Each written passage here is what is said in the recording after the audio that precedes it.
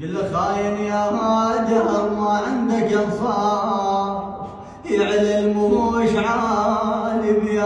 وقت هاي، انا الراي عندي وعندي الشار، شلون الكل شمال يصير للراي، انا لساحق طريق الموش مسحول، وانا ابن العشيره وموش وداي، ويتشاني لود بي مساحة الضيج، طلع لسان هسه زامط وياي، من يحمل حديد ويشتعل نار، المبرقع يبين والاصل جاي، يا وصفه للتفق ذلام والعاز، نصاصات هسه بيد الموش رماي، تقل بيها وقد هددنا القوى.